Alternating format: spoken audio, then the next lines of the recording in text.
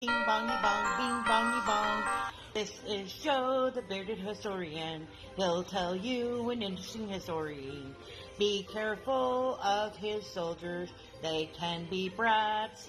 This is Angel, she's an entity. She'll cause chaos and plant her hands at you. This is Sue, she likes spirits, not the alcohol.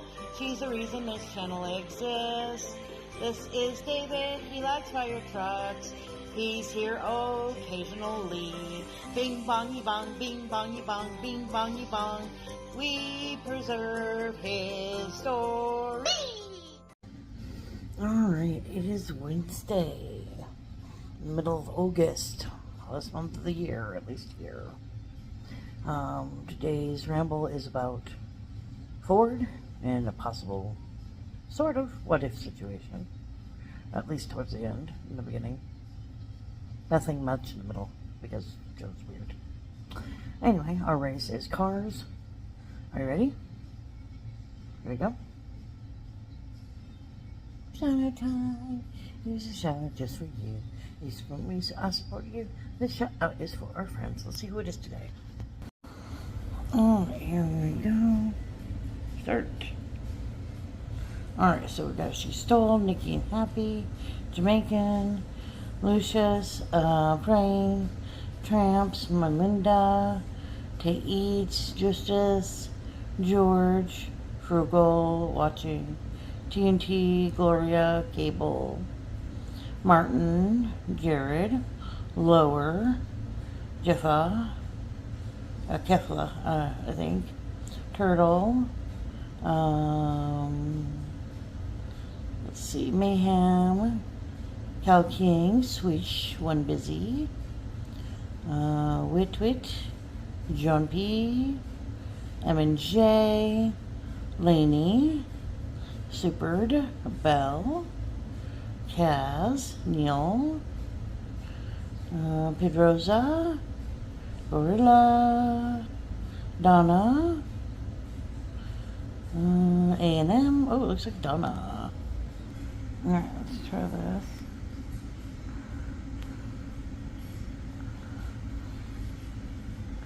Okay, let's try this again. We got She Stole, Nacho Daily, Super, TNT, Bell, Net, JP, Lower, George, Pedroza, Judy May, Turtle, Neil, Abundance, Catching, John, We Go, Eddie, Susan, Nikki and Happy, Neil, Turtle, George, Jacob, T Eats, Casey, Pedroza, Judy May, Tessa, Playing, Susan, Frugal, Gloria, Tammy, Sylvia, let's see who else.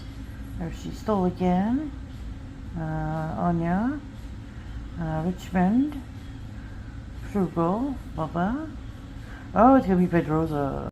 Alright, this is Pedroza, traveling the world 1 week at a time. They are based in California. They like to travel everywhere and anywhere. Every week they bring us to a random destination. So they're kind of like us, except for they post only once a week. They got email, Patreon, PayPal, Facebook. Ooh, I'll have to look that up. And a blog, apparently. Which we tried to start a blog, but we're kind of suck at updating things, so. But as you can see, here's a station. Irvine Library, museum, jail, oh no. So if you're into random locations, check them out, like, share, comment, have a good day. Alright, bearded historian, tell us something. Well, today we're going to have a little fun with the what-ifs of life. What ifs? What-ifs. Is this a Disney Channel? Kind of. This particular what-if, kind of deals with the crossroads in history. And right now, a lot of the major automobile dealerships are looking at the idea of electric cars. And interestingly enough, around this date, there was an event that happened back in history that almost saw what what could have been if they would have stuck together. Might have been one of the originals. Now, originally Henry Ford, come from meager background, born in a farmhouse, left home at age 16. He was born in 1863, Spring Willows Township, Michigan. And when he went to Detroit, he would spend a little bit of that time experiencing automobiles. And throughout the latter half of the 1800s, he began repairing and constructing engines. Well, through the 1890s, he would eventually be an engineer for a company called Edison Electric. Now, in 1891, he signed on with the Edison Illuminating Company of Detroit. After his promotion to chief engineer in 1893, he, through time and money, devoted his attention to experiments on gasoline engines. These experiments would culminate in 1896 with what was called the self-propelled vehicle, which was named the Ford Quadricycle. He would test drive it on June the 4th, and after various test drives, Ford brainstormed ways to improve this vehicle. Also in 1896, he would attend a meeting of the Edison executives, and he was introduced to one Thomas Edison. Now, Edison approved of Ford's automobile experimentation, and encouraged by Edison, Ford designed and built a second vehicle, completing in 1898. Well, he was eventually backed by capital of Detroit lumber baron William H. Murphy. He would resign from this company and founded the Detroit Automobile Company on August 5th, 1899. We think he might have been about 2 weeks before the paperwork got all done. However, the automobiles produced were of a lower quality and higher price than Ford wanted. Ultimately, the company was not successful and was dissolved in January of 1901. Well, several other people would approach Ford with ideas regarding automobiles. C. Harold Wills designed, built, and successfully raced a 26 horsepower automobile in October of that year. And with this success, Murphy and other stockholders of the Detroit Automobile Company formed the Henry Ford Company on November the 30th, 1901, with Ford as the chief engineer. Well, in 1902, Murphy brought in Henry M. Leland as a consultant. Ford, in response, left the company bearing his name. Bye-bye. Hey, aren't you the Henry Ford? Yeah, don't worry, I don't know those guys. With Ford gone, Leland renamed the company the Cadillac Automobile Company. There's where one of the branches came in. Now, teaming up with a former racing cyclist, Tom Cooper, Ford would also produce an 80-plus horsepower racer, the 999, which Barney Oldfield was to drive to victory in a race in October of 1902. Ford received the backing of an old acquaintance, Alexander Y. Malcolmson, a Detroit area coal dealer, and they would form a partnership, Ford and Malcolmson Limited, to manufacture automobiles. Ford would go to work designing an inexpensive automobile, and the duo leased a factory and contracted with a machine shop owned by John and Horace E. Dodge to supply over $160,000 in parts. Well, sales were slow, and a crisis arose when the Dodge brothers demanded payment for their first shipment. Well, in response, Malcolmson brought in another group of investors and convinced the Dodge brothers to accept a portion of this new company. Ford and Malcolmson would soon be reincorporated as the Ford Motor Company, June 16, 1903, with $28,000 in capital. The original investors included Ford and Malcolmson, the Dodge brothers, Malcolmson's uncle, John S. Gray, Malcolmson's secretary, James Cozens, and two of Malcolmson's lawyers, John W. Anderson and Horace Rackham. Now, because of Ford's volatility, Gray was elected president of the new company. Ford then demonstrated a newly designed car on the ice of Lake St. Clair. Yeah. Anybody else see this as a good idea? Sounds like a great idea. Yeah. Interestingly enough, they were able to drive 1 mile in 39.4 seconds, setting a new land speed record of 93.1 91.3 miles per hour. Convinced by this success, race driver Barney Oldfield, who named his new Ford model the 999 in honor of the fastest locomotive of the day, took the car around the country, making the Ford brand known throughout the United States. Ford was also one of the early backers of the Indy 500. Now, in 1909, Ford would submit the patent application for his invention for the new transmission mechanism and was awarded a patent in 1911. Now, in 1908, they made probably the biggest leap forward in automobile history when the Model T was debuted on October the 1st. It had a steering wheel on the left, which every other company soon copied. The entire engine and transmission was enclosed. The 4 cylinders was cast in a solid block, and the suspension used 2 semi-elliptic springs.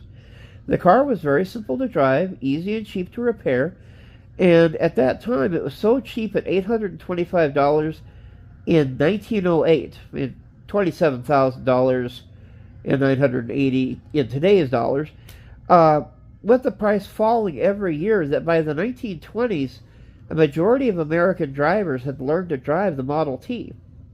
Well, Ford created a huge publicity machine in Detroit to ensure that every newspaper carried stories and ads about the new product.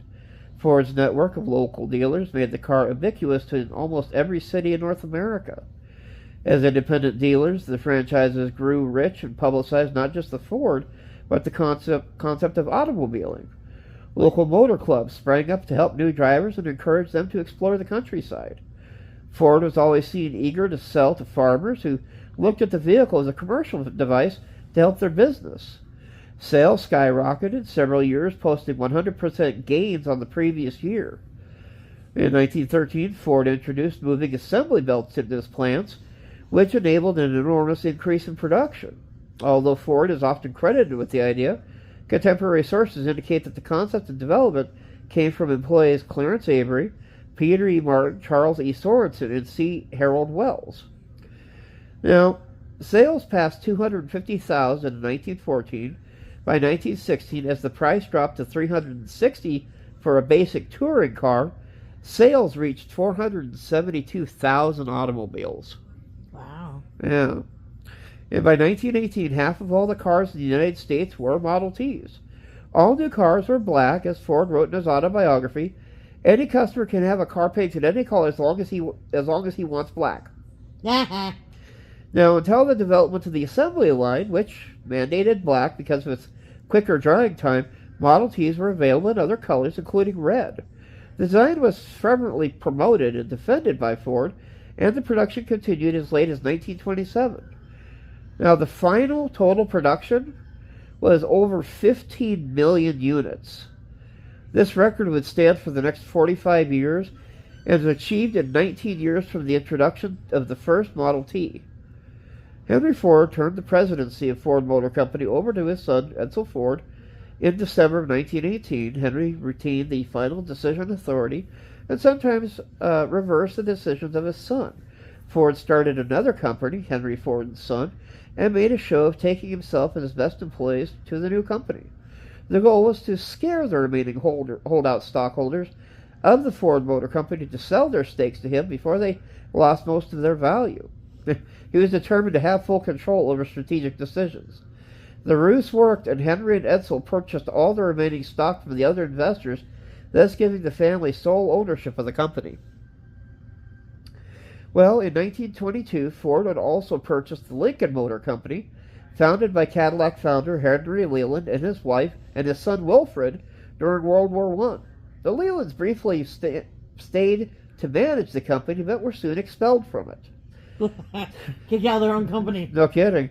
Despite this acquisition of a premium car maker, Henry displayed relatively little enthusiasm for luxury automobiles, in contrast to Edsel, who actively sought to expand Ford into an upscale market. The original Lincoln Model L that the Lelands had introduced in 1920 was also kept in production untouched for a decade until it became too outdated. It was replaced by the modernized Model K in 1931.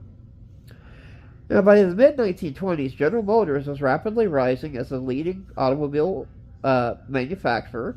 GM President Alfred Sloan established the company's price ladder, whereby GM would offer an automobile for every person purpose to contrast to Ford's lack of interest in anything outside the low-end market. And although Henry Ford was against replacing the Model T, now 16 years old, Chevrolet was mounting a bold new challenge as the GM's entry-level division in the company's price ladder. Ford also resisted the increasingly popular idea of payment plans for cars. With Model T sales starting to slide, Ford was forced to relent and approve work on a successor model, shutting down production for 19 months. Also during this time, Ford constructed a massive new assembly plant at River Rouge for the new Model A, which was launched in 1927. Now, in addition to the price ladder, GM also quickly established itself at the forefront of automobile styling under Harley Earl's Art and Color department, another area of automobile design that Henry Ford did not entirely appreciate or understand. Ford did not have a true equivalent for the GM styling department for many years. Now, by 1926, flagging sales at the Model T finally convinced Ford to make a new model. He pursued the project with a great deal of interest in the design of the engine, chassis, and other mechanical necessities, while leaving the body design to his son. Although Ford fancied himself as an engineering genius, he had little formal training in mechanical engineering and could not even read a blueprint. A talented team of engineers performed most of the actual work of designing a Model A, and later the flathead V8, with Ford supervising him closely in giving overall direction. Edsel also managed to prevail over his father's initial objections to the inclusion of a sliding shift transmission. The result, again, a Ford Model A, introduced in 1927, produced through 1931, was a total output of more than 4 million. Subsequently, the Ford company adopted an annual model change system, similar to the recently pioneered one by the competitor of General Motors, still in use by automakers today.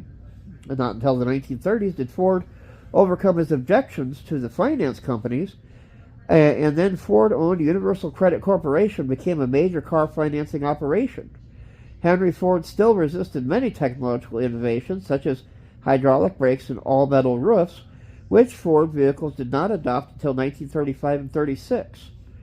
For 1932, however, Ford dropped a bombshell with the flathead Ford V8, the first low-price 8-cylinder engine. The flathead V8 variants, which were seen in Ford vehicles for 20 years, was the result of a secret project launched in the 1930s, and Henry had initially considered a radical X8 engine before agreeing to the conventional design. It gave Ford a reputation as a performance well suited for hot rodding. Woo. Now, Ford did not believe in accountants. He amassed the world's largest fortune without ever having a company audited during his administration. Without the accounting department, Ford had no way of knowing exactly how much money was being taken and spent each month, and the company's bills and invoices were reportedly guessed at by weighing them on a scale. Not until 1956 would Ford be a publicly traded company. Also, at Edsel's insistence, Ford launched Mercury in 1939 as a mid-range to make challenge to Dodge and Buick, although Henry also displayed relatively little enthusiasm for it. Now, one of the things that got kind of a surprise with Henry was the idea of welfare capitalism. It was designed to improve the lot of his workers, and especially to reduce the heavy turnover that many departments, hiring 300 men per year to fill 100 slots. Basically, efficiency meant hiring and keeping the best workers. Well, Ford astonished the world in 1914, right at the beginning of World War I, by offering a $5 daily wage, which was more than double the rate of most workers. Yeah. Let's shock people. A Cleveland, Ohio newspaper editorialized the announcement. Shot like a blinding rocket through the dark clouds of the present industrial depression, the move proved extremely profitable. Instead of a constant employee turnover, the best mechanics of Detroit flocked to Ford, bringing their human capital and expertise, raising productivity, and lowering training costs. Ford announced the $5 a day program on January 5, 1914, raising the minimum daily pay from $2.34 to $5 for qualifying male workers. Now, Detroit was already a high-wage city, but competitors were forced to raise wages or lose their best employees. Ford's policy proved that the paid work employees more would enable them to afford cars that they were producing, thus boost the local economy. He viewed the increased wages as profit sharing, linked with rewarding those who were most productive and of good character. It may have been Cousins who convinced Ford to adopt this $5 a day wage. Now, real profit sharing was offered to employees who had worked at the company for 6 months or more, and importantly, conducted their lives in a manner which Ford's social department approved. They frowned on heavy drinking, gambling, and on what are now called deadbeat dads. Oh, no. The social department used 50 investigators and supporting staff to maintain employee standards. A large percentage of workers were able to qualify for this profit sharing. Now, Ford's incursion into his employees' private lives was highly controversial, and he soon backed off from the most intrusive aspects. By the time he wrote his 1922 memoir, he had spoken to the social department and the private conditions of profit sharing in the past tense. He admitted that paternalism had no place in the industry. Welfare work that consisted in prying into the employee's private concerns is out of date. Men need counsel and men need help, especially special help, and all ought to be rendered for decency's sake. But this broad workable plan of investment participation will do more to solidify the industry and strengthen the organization than will any social work on the outside. Without changing the principle, we have changed the method of payment. He also would come down and develop what was known as the 5-day work week. Starting in 1926, the decision was made originally in 1922, when Ford and Crowther described as a 6 8-hour days, giving a 48-hour week, but in 1926 he announced it down to 5, a 40-hour week. The program apparently started with Saturday being designated as a workday, before becoming a day off sometime later. On May 1st, 1926, the Ford Motor Company's factory workers switched to that 5-day, 40-hour week, with the company's office workers making the transition the following August. Ford had decided to boost productivity as workers were expected to put more effort into their work in exchange for more leisure time. Ford also believed that decent leisure time was good for business, giving workers additional time to purchase and consume more goods. However, charitable concerns also played a role. Ford explained, "It's high time to rid ourselves of the notion that leisure for the workman was either lost time or class privilege." Now, when you consider these last two pieces, you also got to think about this. He was not fond of labor unions, He explained his views on unions in Chapter 18 of My Life and Work, one of his books. He thought that they were too heavily influenced by leaders who would end up doing more harm than good for workers, despite their ostensible good motives. Most wanted to restrict productivity as a means to foster employment, but Ford saw this as self-defeating because, in his view, productivity was necessary for economic prosperity to exist. He believed that productivity gains that alleviated certain jobs would nevertheless stimulate the broader economy and grow new jobs elsewhere, whether within the same corporation or in others. Ford also believed that union leaders had a perverse incentive to foment perpetual socioeconomic crises to maintain their power.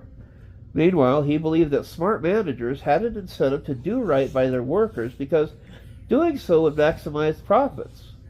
However, Ford did acknowledge that many managers were basically too bad at managing to understand this fact. But Ford believed that eventually, if good managers, such as he could fend off the attacks of the misguided people from both the left and right, i.e., socialists and bad manager reactionaries, the good managers would create a social economic system whereas neither bad management nor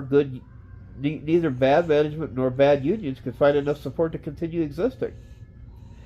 Now, to forestall union activity, Ford promoted Henry Bennett, a former Navy boxer, to head the service department. Bennett employed various intimidation methods to quash union organizing. On March 7, 1932, during the Great Depression, unemployed Detroit auto workers staged the Ford Hunger March to the Ford River Rouge complex to present 14 demands to Henry Ford.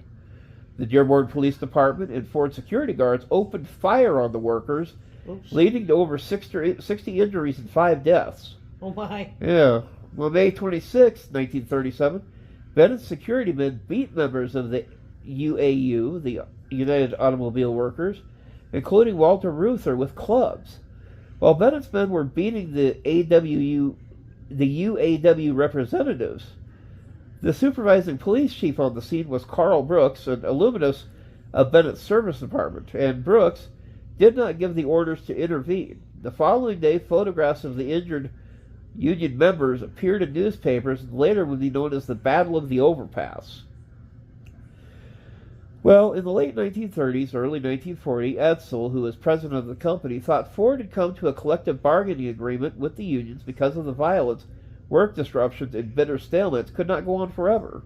But Ford, who still had final veto in the company on a de facto basis, even if not an official one, refused to cooperate. For several years, he kept Bennett in charge of talking to the unions, trying to organize the Ford Motor Company. Sorensen's memoir makes it clear that Ford's purpose in putting Bennett in charge was to make sure no agreements were ever reached. The Ford Motor Company was the last Detroit automaker to recognize the UAW, despite pressure from the rest of the U.S. automotive industry and even the U.S. government. A sit-down strike by the UAW union in 1941 closed the River Rouge plant. Sorensen recounted that a distraught Henry Ford was very close to following through with a threat to break up the company rather than cooperate. Still, his wife Clara told him she would leave him if he destroyed the family business. In her view, it was not worth the chaos it would create. Ford complied with his wife's ultimatum and even agreed with her in retrospect. Overnight, the Ford Motor Company went from the most stubborn holdout among automakers to one of the most favorable UAW contract terms. The contract signed in June 1941. Now, going back to the original piece that we were talking about, because, if you think about the fact that here was a genius when it came to both design, construction, building a whole industry, basically. I mean, you think about how many different car dealers had to either work with Ford, work through Ford, got ideas from Ford. It's kind of crazy. But then, you think of the fact that they wound up working together with Edison Electric. Okay. When I saw this, I decided to peek a little bit at this Edison Illuminating Company of Detroit. Okay, the DTE was a power generation portfolio of energy, originally founded in 1886. It's primarily generated by fossil fuels, still in business to this day. But like a lot of things, it's also on the forefront of technology. They all right now, bring up the list here of the different places. Part of a large holding company called the North American Edison Company.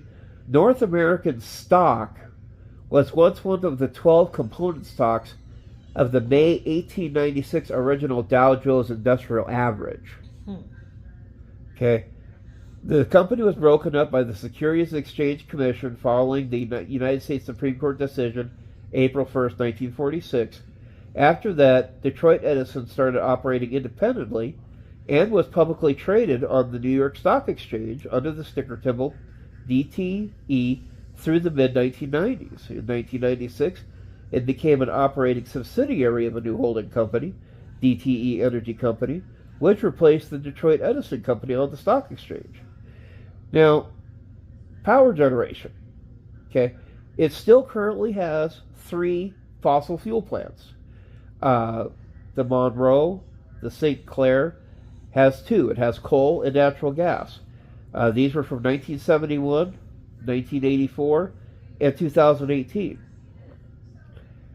They also have a nuclear plant, the Enrico Fermi Nuclear Generating Station, which produces 21% of their electrical power. Renewable energy sources. Okay, back in 2009, the DTE has driven investment of $2.8 billion in renewable energy assets. That's up to $4.8 billion by this year. Since 2021, DTE Electric operates 18 wind and 31 solar parks. That's generating 1,760 megawatts of clean energy, basically powering 670,000 homes. Wow. Now, they also do wind farms. Currently, they have 18 operational wind parks in their portfolio, and as the state's largest producer and investor in the wind energy, they produce enough energy from renewable sources to power more than 50,000 homes. And then solar, in Michigan, they operate 31 solar parks. In May of 2016, the company broke ground on a solar array project in Lapeer, Michigan, touted as the largest utility-owned solar array east of the Mississippi River. Lapeer Solar Park generates enough electricity to power 9,000 homes, and DTE Energy operates a 10-acre solar installation in Detroit on the site of an abandoned O'Shea Park. They also have a hydroelectric plant, the Ludington Pump Storage Plant on Lake Michigan in Mason County, Michigan. And this one I've never heard of, but it also sounds rather creative. A landfill-based gas-to-energy operation. Apparently, in May of 2017, DTE Energy announced it had acquired 2 landfill-based gas-to-energy operations in Texas. The company wanted to expand its operations to alternative vehicle fuel.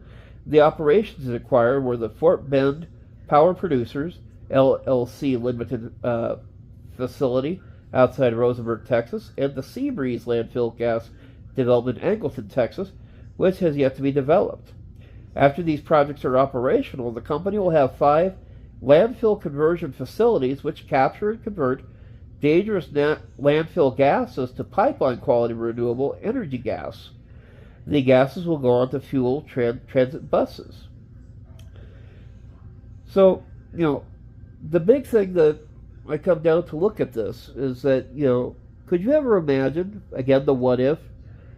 What if they found a way that they would have been able to keep Henry Ford working for Edison? Whether it's, instead of him working on gasoline vehicles, what if they had started working with the idea of electric vehicles back then, in the early 1900s? I mean, and all this would have been going on between World War I and World War II. It's just some of those concepts, but this is the anniversary of when Henry Ford decided to say, Edison, we'll see you later.